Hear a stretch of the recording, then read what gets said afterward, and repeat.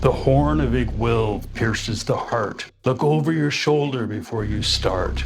How many sorrow, foolish men, because they didn't turn back then. This is my original copy of the Lost Caverns of Tsjocanth from 1982.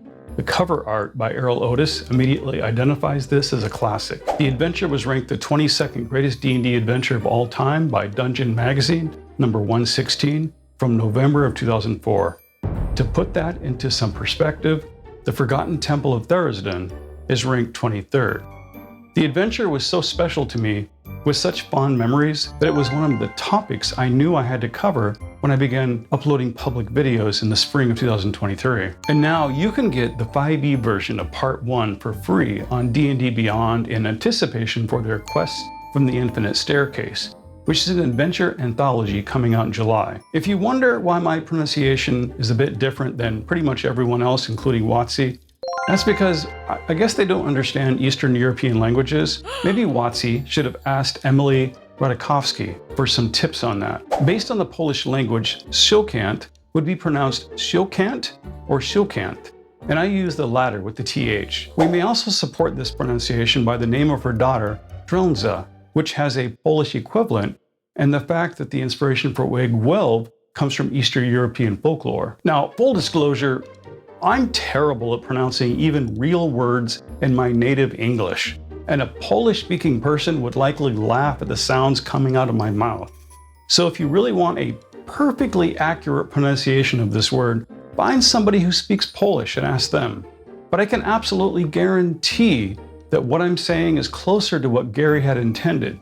The J is definitely meant to be silent. Okay, off my soapbox.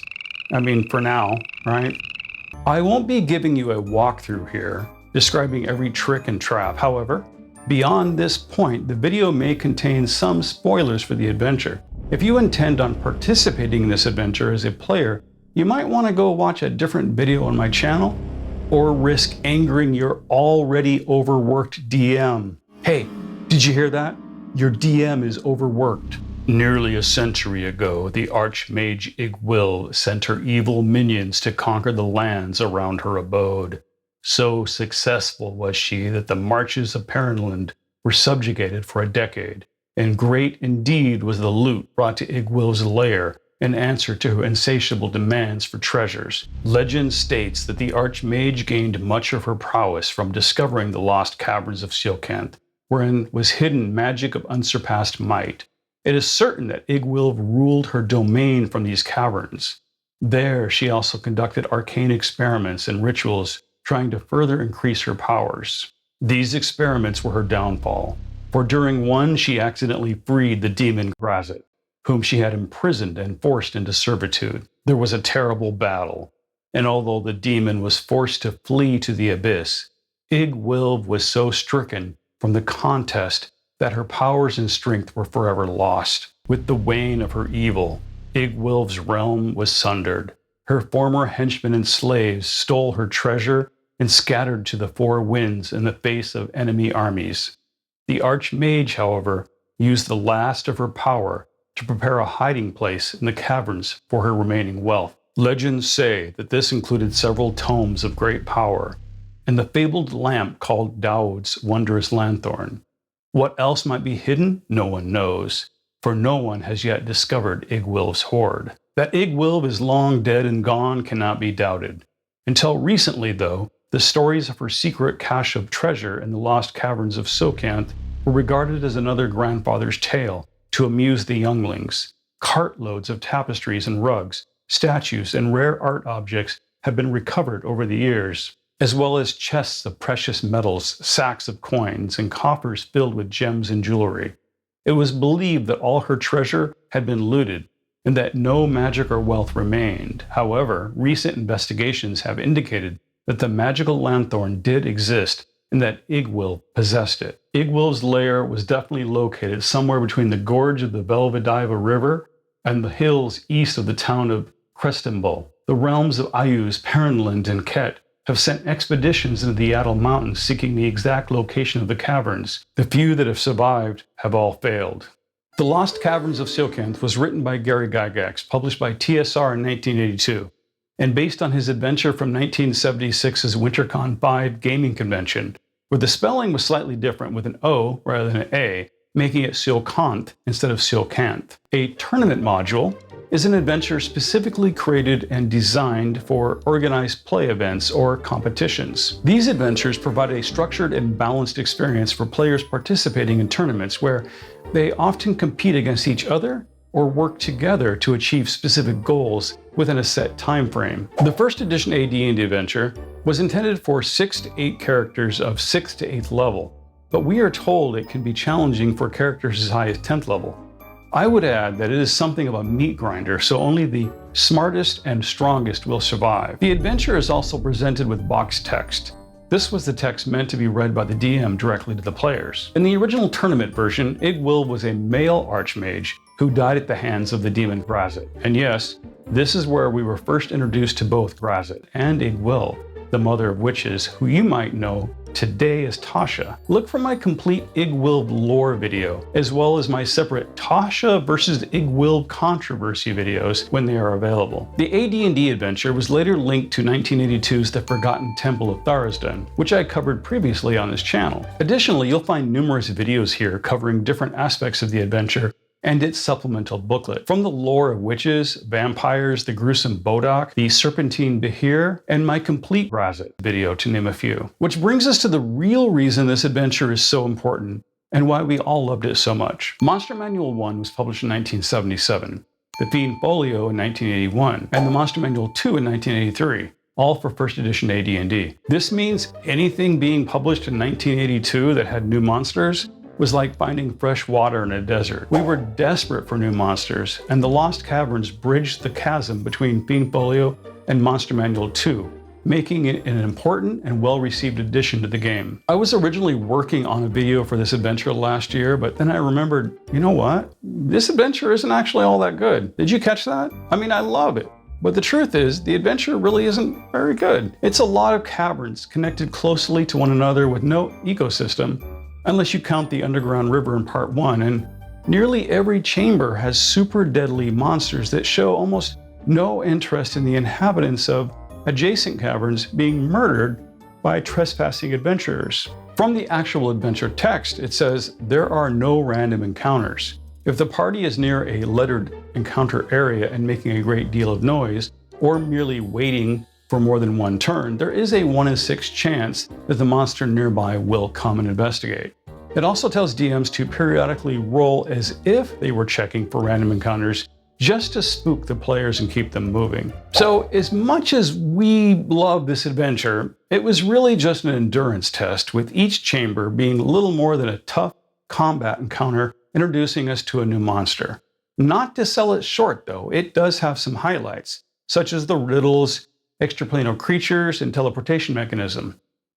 So while I'm saying it was one of my favorites, it may be more about what it gave us in new monsters than anything special about the adventure itself. It is, however, perfect as a tournament module, the purpose to which it had been originally created. I don't believe WotC will include the wilderness part of the adventure, and by adding it, I think that Gary was acknowledging the weakness of the original as a standalone dungeon. But as I was just saying, this adventure did give us Iggwilv, and along with the new monsters, it also introduced us to some new spells, new magic items, and Iggwilv's daughter, Drelnza, who I mentioned in my vampire video. It does not say this in the AD&D adventure, but Gary Gygax later stated that Tsjocanth was a mighty wizard involved with the defeat of Tharizdun's cult. We have since learned that while Tsjocanth appears to be a kindly old wizard in the service of good, he was actually a half-human son to the demon lord Frazir-Blue, the Prince of Deception. Iggwilv observed and extracted information from Frazir-Blue while the fiend was imprisoned beneath Castle Greyhawk. The forbidden knowledge became useful to her when she was composing the Demonomicon of Iggwilv. I'll be covering all of these details and more in my Iggwilv lore video when it's available. During my current campaign, I wondered, what was Drelnza doing before she went into hibernation in the Lost Caverns? Did she have any type of adventuring career? Did she ever embark on missions for her mother? And that's why my players recently encountered a vampire known as the Huntress, who is in fact Drelnza. She too trapped along with my group's PCs in Ravenloft. They fought her once and bested her in battle, sort of. She was merely testing their capabilities and was able to retreat in gaseous form. Next time they encounter her, if there is a next time, she'll be much better prepared to ensure it is her, Iggwilv's mighty offspring, who is victorious. So back to the adventure. Highlights include a hex crawl of the Yaddle Mountains located in the World of Greyhawk fantasy setting. The introduction to the adventure includes DM notes with guidelines for overland travel and some tips on food and hunting should they run out of rations. That's your first hint that this might be a long trip. It also predates 1986's Wilderness Survival Guide for AD&D by 4 years. Prior to locating Tsjocanth's entrance, the adventurers may have a variety of encounters, including a hermit that is a powerful psionicist, border patrols representing different factions, and monstrous warbands, all of which have the strength to end the adventure and a TPK before ever locating the actual dungeon. There's a nice assortment of monsters in the wilderness area, even a blue dragon, and the area named Gnome Vale, which is also part of the Forgotten Temple of Tharizdun. Gnome Vale offers a nice resting place with some newfound allies and other potential rewards. Once characters reach the caverns, there are 2 levels, the Lesser Caverns and the Greater Caverns, but don't let the names fool you. Everything is equally deadly regardless of which level you're on. I really enjoyed the art in this adventure. Some of my favorite are the Clay Golem attack, the Formarian giants, and the Chasmi demons. The key to entering the dungeon's final chamber, where Iggwilv's daughter rests, is found in the form of a riddle written on parchment, which says, "Going south takes you southwest. Going north takes you southeast. Travel southeast and you are south.